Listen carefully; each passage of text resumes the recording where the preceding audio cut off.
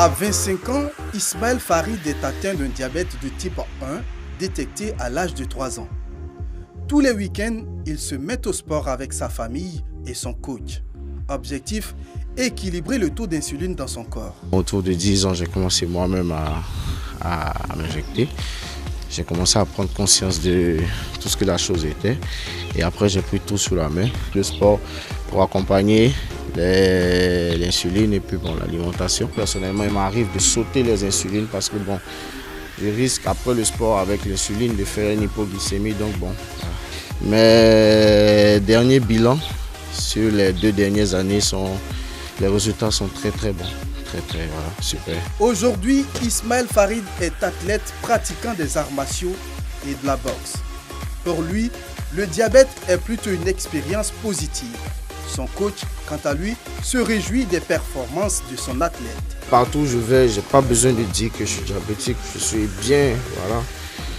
Je présente bien en fait, physiquement, mentalement, partout. Est-ce qu'il est différent des autres personnes? Non, c'est un grand boxeur. C'est pas un enfant, c'est un grand boxeur. Ça, vraiment, lui, je fais confiance. Ismaël est l'aîné d'une fratrie de 3 enfants. La découverte du diabète chez leur fils a été une période difficile pour ses parents. On a pensé à tout sauf au diabète. Tous les examens, mais sauf la glycémie. Et c'est ça qui a failli nous coûter cher. Mais je veux dire, en fin de compte, Dieu merci, on a découvert la maladie. Mais il était déjà dans une situation de coma. Une autre forme de diabète sévit en Côte d'Ivoire, le diabète gestationnel. Il frappe les femmes enceintes principalement. Au centre de santé urbain à base communautaire de Cocody-Angré, le corps médical s'active tous les jours pour protéger les femmes enceintes de cette pathologie. On va vous prélever tout juste au bout du doigt pour prendre un peu de sang pour contrôler la glycémie. Merci.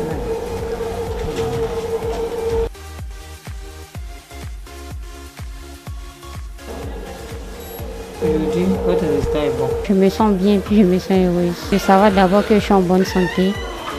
Voilà, c'est le plus important. Un diabète qui est bien équilibré, l'accouchement se passe comme un accouchement pour une femme qui n'a pas de problème. C'est lorsque le diabète n'est pas équilibré qu'il peut avoir des complications au cours de la grossesse. Ces femmes peuvent compter sur l'association Diabète et Obésité qui œuvre depuis 2018 pour sauver la vie des mères et celle de leurs bébés. Pour joindre l'acte à la parole, l'association Diabète et Obésité assiste 132 maternités sur toute l'étendue du territoire. Une aide qui s'est intensifiée en cette période de Covid-19. Il est question de réduire ce taux de mortalité au cours de la grossesse. Et donc ce projet ne pouvait pas s'arrêter. Il fallait le continuer. Il fallait disposer donc du matériel de protection dans ces maternités. Et il fallait continuer à encourager les femmes enceintes à fréquenter les centres malgré la peur, à se protéger contre la Covid-19 et pouvoir faire suivre leur grossesse jusqu'à terme. À l'occasion de la Journée mondiale du diabète, célébrée tous les 14 novembre, le Programme national de lutte contre les maladies métaboliques a initié des séances de dépistage gratuits.